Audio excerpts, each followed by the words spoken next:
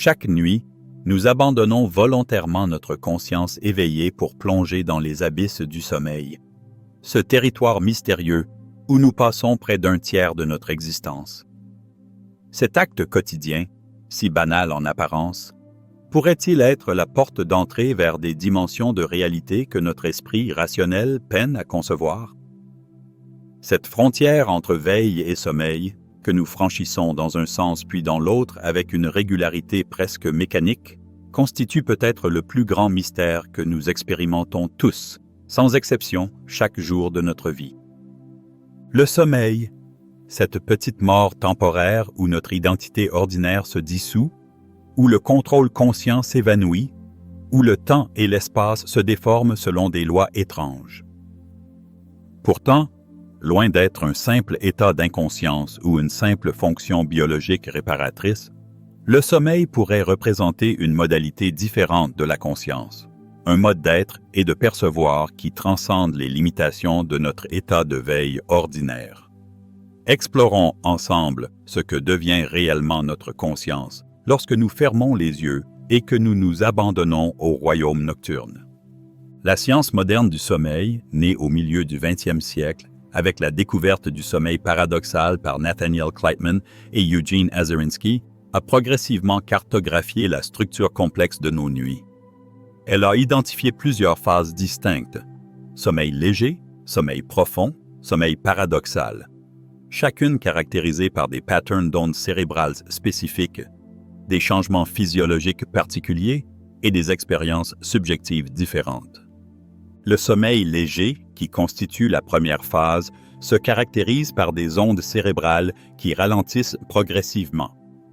Dans cet état transitoire entre veille et sommeil, notre conscience commence à se détacher de la réalité sensorielle extérieure, mais reste suffisamment présente pour être facilement rappelée à l'état de veille. Des images hypnagogiques, ces visions fragmentaires et souvent étranges qui surgissent à la lisière du sommeil, peuvent apparaître comme des aperçus fugitifs d'un monde intérieur qui s'apprête à s'ouvrir pleinement. Ces expériences hypnagogiques ont été étudiées en détail par des chercheurs comme Andreas Mavromatis, qui les considèrent comme un état de conscience distinct, ni veille ni sommeil, mais une modalité hybride où les frontières entre imagination et perception commencent à se dissoudre. Dans cet état liminal, notre conscience semble gagner en fluidité et en liberté, s'affranchissant partiellement des contraintes de la logique linéaire et de l'identification rigide à notre personnalité de veille. À mesure que le sommeil s'approfondit, nous entrons dans les phases du sommeil profond, où les ondes delta, lentes et amples, dominent notre activité cérébrale. La conscience, telle que nous la connaissons dans la veille, semble s'effacer presque complètement. La plupart des dormeurs ne rapportent aucun souvenir d'expérience subjective durant ces phases, ce qui a conduit certains chercheurs à les considérer comme des périodes d'inconscience véritable. Pourtant, d'autres perspectives suggèrent que la conscience ne disparaît pas réellement pendant le sommeil profond, mais se transforme en une modalité si différente de notre conscience ordinaire que nous ne pouvons généralement pas en conserver de souvenirs accessibles. Le philosophe Evan Thompson propose que le sommeil profond pourrait représenter une forme de conscience pure, non intentionnelle, conscience sans objet, sans contenu représentationnel, sans la structure sujet-objet qui caractérise notre expérience éveillée. Cette vision résonne profondément avec certaines traditions contemplatives, notamment l'Advaita Vedanta hindoue, qui reconnaît 3 états de conscience ordinaires: veille, rêve et sommeil profond, tout en affirmant l'existence d'une 4e état, Turiya, qui transcende et englobe les 3 autres. Dans cette perspective, le sommeil profond n'est pas absence de conscience, mais révélation potentielle de sa nature fondamentale, non duelle et sans contenu, habituellement voilée par les projections mentales de la veille et du rêve. Puis vient la phase la plus énigmatique du cycle, le sommeil paradoxal ou sommeil REM, Rapid Eye Movement, caractérisé par une activité cérébrale intense, similaire à celle de l'éveil, contrastant avec une paralysie musculaire presque complète. C'est durant cette phase que se produisent la plupart de nos rêves vivides et narratifs, ces expériences immersives qui peuvent sembler aussi réelles, voire parfois plus réelles, que notre réalité de veille. Que devient exactement notre conscience pendant ces épisodes oniriques? Selon le neuropsychologue Mark Solms, les rêves représentent une forme de conscience perceptuelle dépourvue des contraintes imposées par les informations sensorielles externes. Libérée de la nécessité de correspondre au monde physique, notre conscience peut alors explorer des possibilités expérientielles virtuellement infinies, restructurant librement les mémoires, les émotions et les concepts selon des logiques qui transcendent nos habitudes cognitives ordinaires. Cette perspective rejoint étonnamment les enseignements hermétiques anciens sur le monde astral. Cette dimension intermédiaire entre le matériel et le spirituel, gouvernée non par les lois physiques, mais par les lois de l'association mentale et de la résonance émotionnelle. Les hermétistes considéraient que pendant le sommeil, notre corps astral se détache partiellement du corps physique, permettant à notre conscience d'explorer ce plan subtil habituellement inaccessible à notre perception ordinaire. Dans son texte fondamental, le Kybalion, la tradition hermétique affirme que le tout est mental. L'univers entier est fondamentalement de nature mentale ou consciente, les différents plans d'existence n'étant que des modalités ou des fréquences vibratoires différentes de cette conscience fondamentale. Dans cette optique, le rêve ne serait pas une hallucination subjective, mais une perception authentique de dimensions réelles, simplement différentes de notre réalité physique habituelle. Cette notion d'un voyage astral nocturne était présente dans d'innombrables traditions à travers le monde. Les chamans sibériens, amazoniens ou aborigènes australiens considèrent le rêve comme un moyen privilégié d'accéder à des réalités non ordinaires, où ils peuvent rencontrer des entités spirituelles, recevoir des enseignements ou effectuer des guérisons à distance. Loin d'être de simples métaphores, ces expériences sont considérées comme des interactions réelles avec des dimensions subtiles mais objectivement existantes. La science moderne, avec son paradigme matérialiste dominant, a généralement interprété les rêves comme des productions endogènes du cerveau, dépourvues de toute référence objective externe. Cependant, certains phénomènes oniriques défient cette explication réductionniste. Les rêves lucides. Ces expériences où le dormeur prend conscience qu'il rêve et peut exercer un certain contrôle sur le contenu onirique, révèlent une capacité étonnante de maintenir une forme de conscience réflexive même en l'absence d'ancrage sensoriel externe. Le chercheur Stephen LaBerge a démontré scientifiquement l'existence des rêves lucides dans les années 80, établissant que des dormeurs entraînés pouvaient exécuter des signaux prédéterminés pendant leur sommeil paradoxal à travers des mouvements oculaires volontaires. Ces expériences ont ouvert un champ fascinant d'exploration de la conscience onirique, suggérant qu'elle n'est pas simplement un épiphénomène passif de l'activité cérébrale, mais peut maintenir des capacités actives d'attention, de mémorisation et d'intention. Plus troublants encore sont les phénomènes de rêves partagés ou mutuels, où plusieurs dormeurs rapportent avoir vécu des expériences oniriques remarquablement similaires la même nuit. Bien que controversés dans le milieu académique, ces phénomènes ont été documentés par des chercheurs comme Montague Ullman et Stanley Krippner, suggérant la possibilité d'une dimension intersubjective ou collective de la conscience onirique qui transcenderait les frontières habituelles entre les psychés individuelles. Ces observations résonnent avec le concept jungien d'inconscient collectif, cette dimension transpersonnelle de la psyché qui contiendrait des structures archétypales universelles transcendant les différences culturelles et individuelles. Jung lui-même accordait une importance cruciale aux rêves, les considérant comme des messages de cette psyché objective plus vaste dont notre conscience individuelle ne serait qu'une partie émergente, comme la pointe d'un iceberg dont la masse principale resterait immergée dans les profondeurs. Une autre perspective fascinante sur la conscience pendant le sommeil vient des recherches sur les expériences de mort imminente, EMI, et les sorties hors du corps, OB.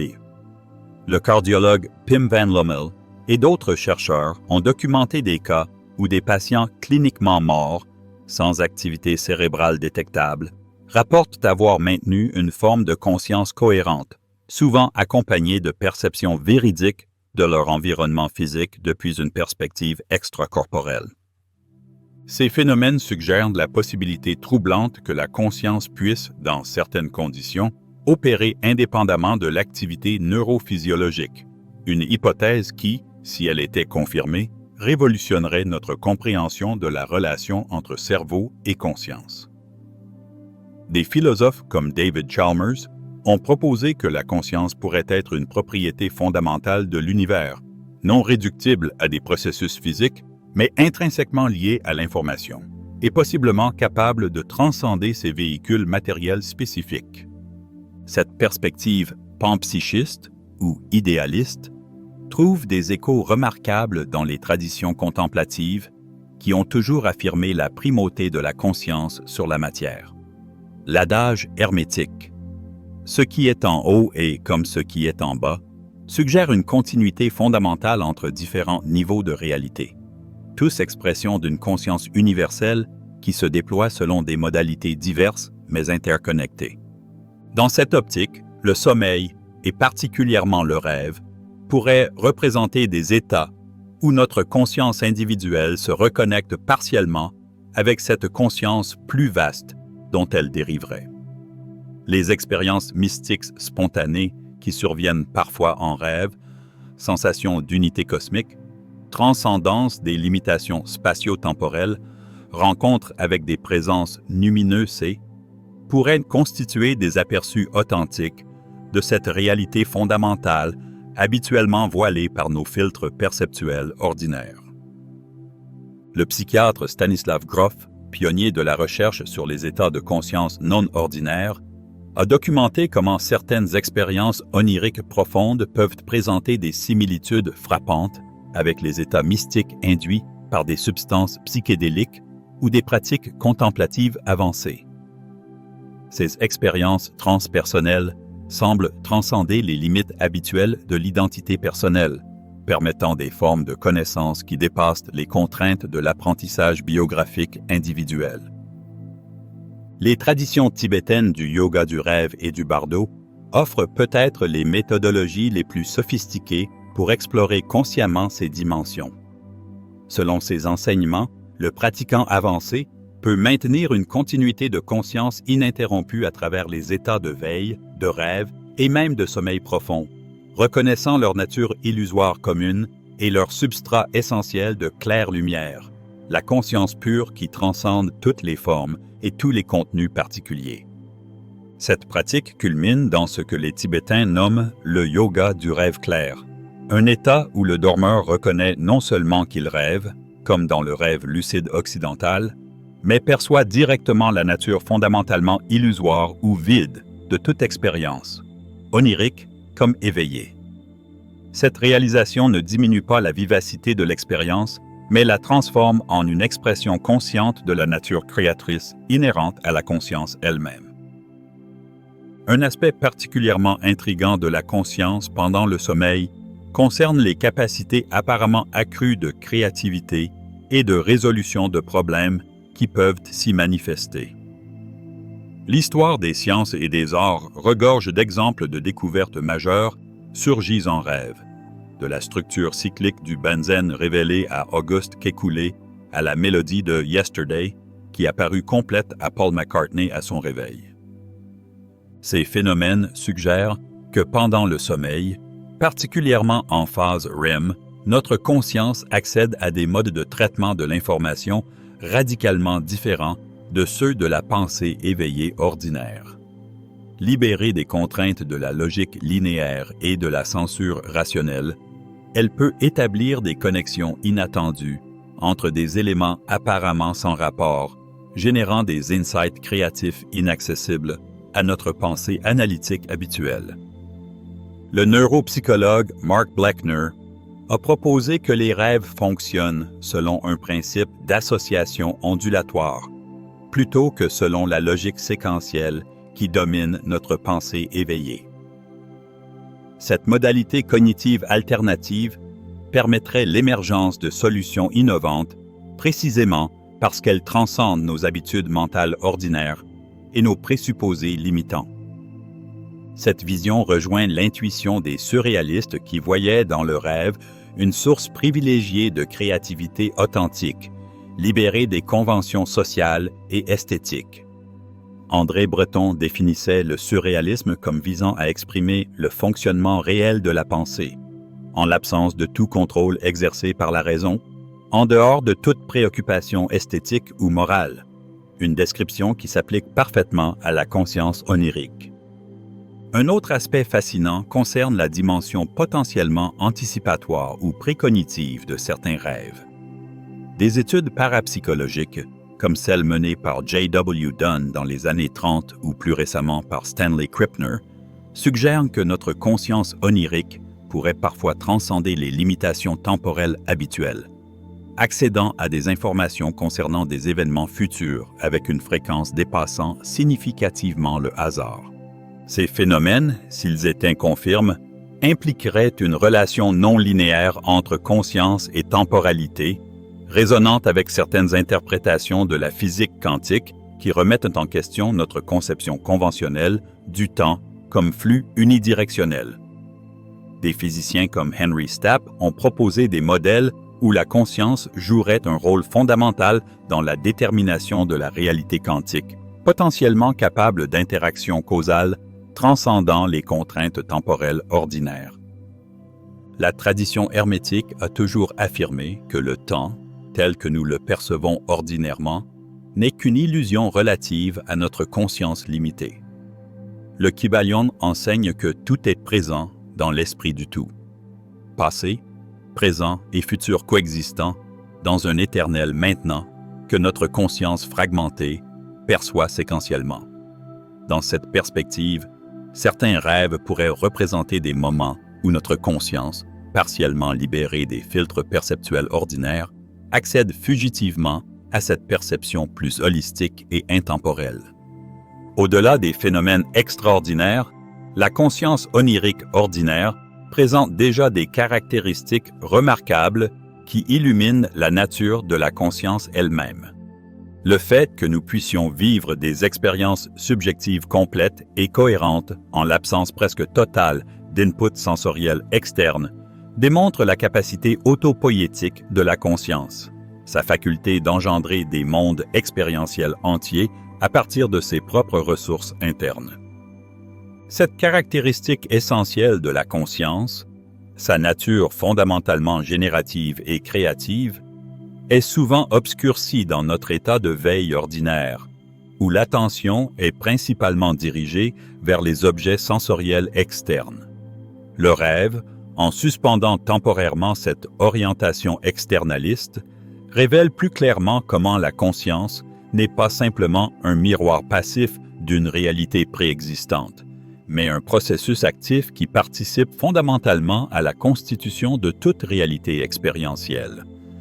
Un phénomène particulièrement révélateur concerne les faux réveils, ces expériences oniriques où nous croyons nous être réveillés alors que nous continuons en fait à rêver. L'illusion peut être si convaincante que nous ne reconnaissons souvent l'erreur qu'après un véritable réveil ultérieur. Ces expériences soulèvent des questions philosophiques profondes sur la nature de notre certitude concernant notre état de conscience actuel. Comment pouvons-nous être absolument certains, à tout moment donné, que nous ne sommes pas en train de rêver? Cette interrogation, formulée classiquement par Descartes dans ses méditations métaphysiques, trouve une résonance particulière dans les traditions contemplatives, qui affirment que notre réalité de veille ordinaire possède elle-même une qualité fondamentalement onirique ou illusoire. Le bouddhisme Mahayana compare explicitement notre expérience conventionnelle à un rêve, non pas pour en nier la validité relative, mais pour souligner sa nature co-créée, interdépendante et ultimement vide de toute existence intrinsèque ou autonome. Dans cette perspective, la différence entre veille et rêve serait une question de degré plutôt que de nature. Les deux états représentant des modalités différentes d'une même conscience fondamentale, avec différents niveaux de contraintes et de conditionnement. Le rêve serait simplement moins contraint par les inputs sensoriels externes et les consensus sociaux, révélant plus clairement la nature essentiellement créative et projective de toute expérience consciente.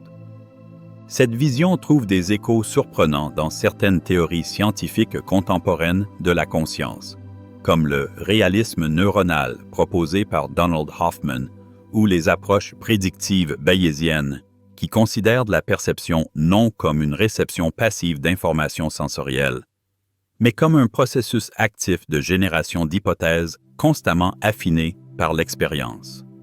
Dans ces modèles, toute expérience consciente, onirique ou éveillée, implique fondamentalement une construction plutôt qu'une simple représentation. Un aspect souvent négligé de la conscience pendant le sommeil concerne les états hypnagogiques et hypnopompiques, ces phases transitoires entre veille et sommeil en s'endormant ou entre sommeil et veille en se réveillant. Ces états liminaux peuvent offrir des aperçus particulièrement révélateurs sur la nature de la conscience car ils permettent parfois l'expérience simultanée d'aspects des deux modalités habituellement mutuellement exclusives. Dans ces états frontières, on peut parfois maintenir une forme de conscience réflexive tout en commençant à percevoir des contenus oniriques, une coexistence qui permet d'observer directement comment l'esprit génère des expériences sensorielles complètes en l'absence de stimuli externes correspondants.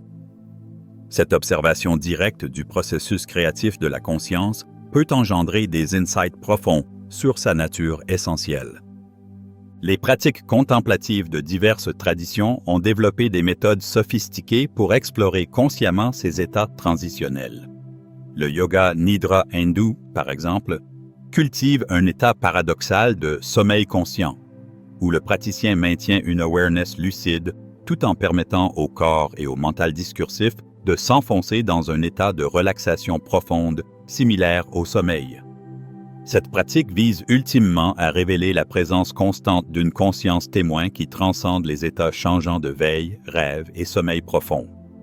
La méditation tibétaine du yoga du rêve commence souvent par une attention soutenue à l'état hypnagogique, le pratiquant s'efforçant de maintenir une conscience claire pendant la transition vers le sommeil.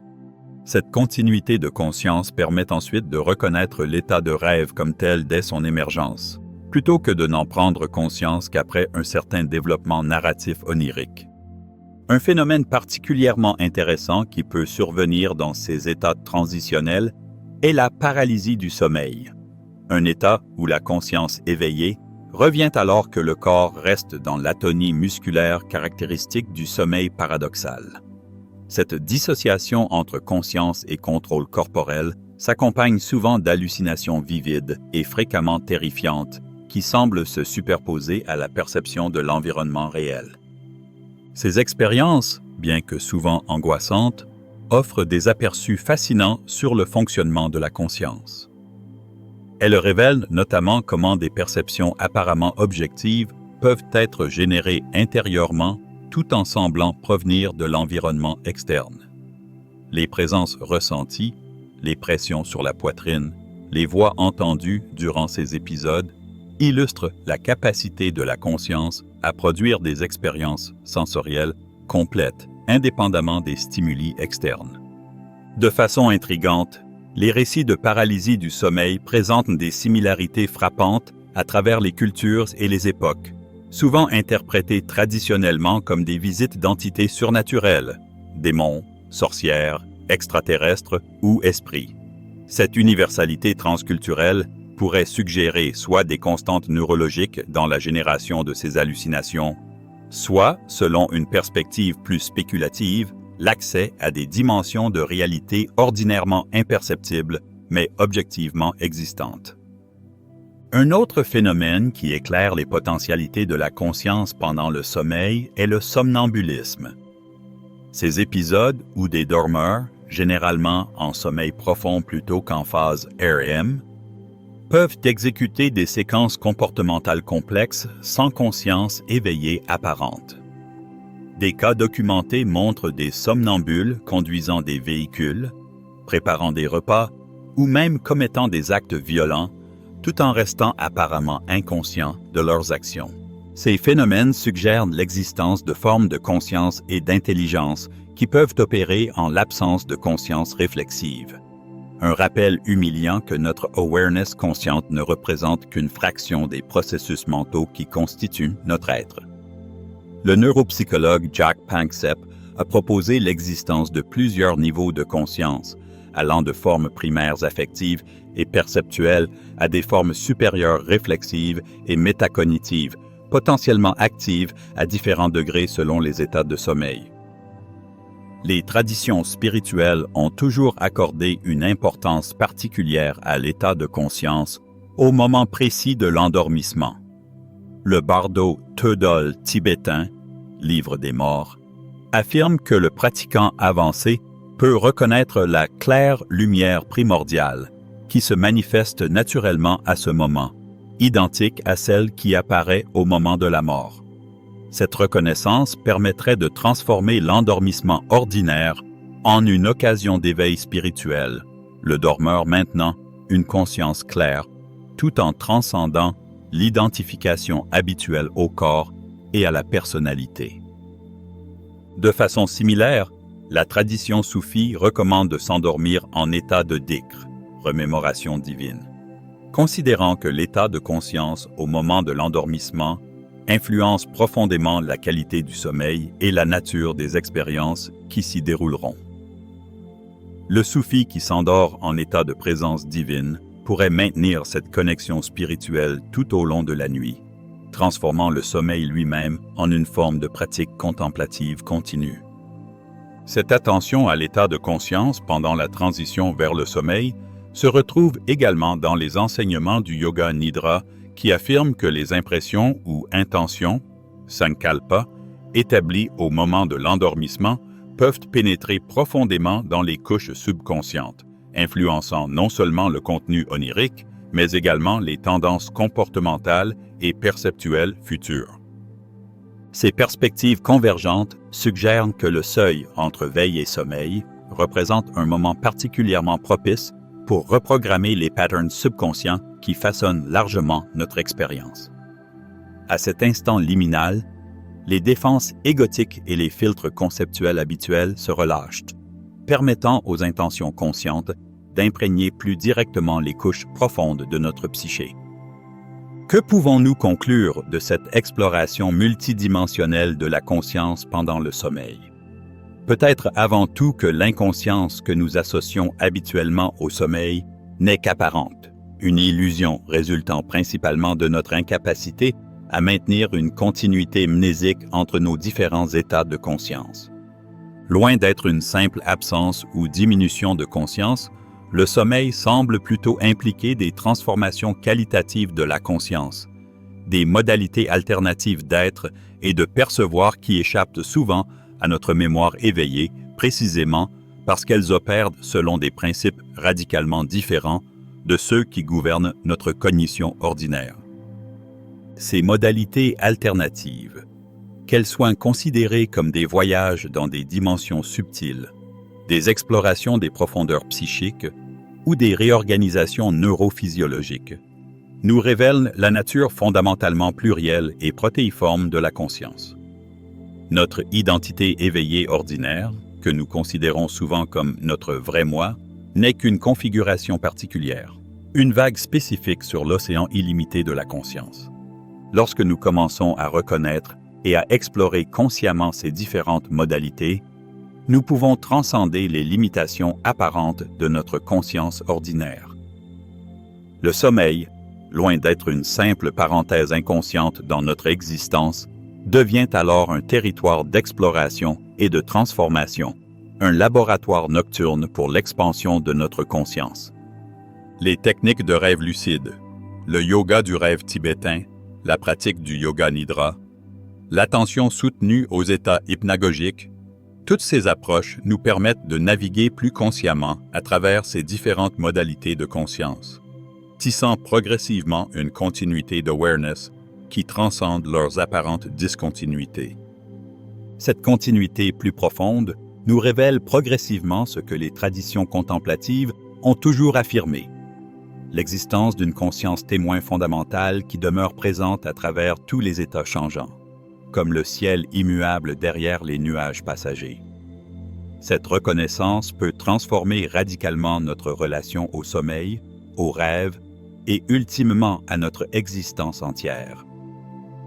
Le sommeil devient alors non plus une inconscience, mais une autre forme de conscience, non plus une petite mort, mais une renaissance potentielle, non plus une interruption de notre vie consciente, mais son expansion dans des dimensions dont notre état de veille ordinaire ne perçoit que les échos lointains. Si cette exploration des mystères de la conscience pendant le sommeil a élargi votre perception des potentialités de votre être nocturne, je vous invite à exprimer votre appréciation en laissant un j'aime à cette vidéo. Votre soutien nous encourage à continuer de partager ces perspectives qui illuminent les dimensions cachées de notre existence quotidienne. Pour recevoir régulièrement d'autres réflexions sur les états de conscience, les traditions spirituelles et les ponts entre sciences contemporaines et sagesse ancienne, je vous invite à vous abonner à cette chaîne. Ensemble, nous continuerons d'explorer ces territoires fascinants où notre expérience ordinaire s'ouvre sur des dimensions plus vastes et plus profondes.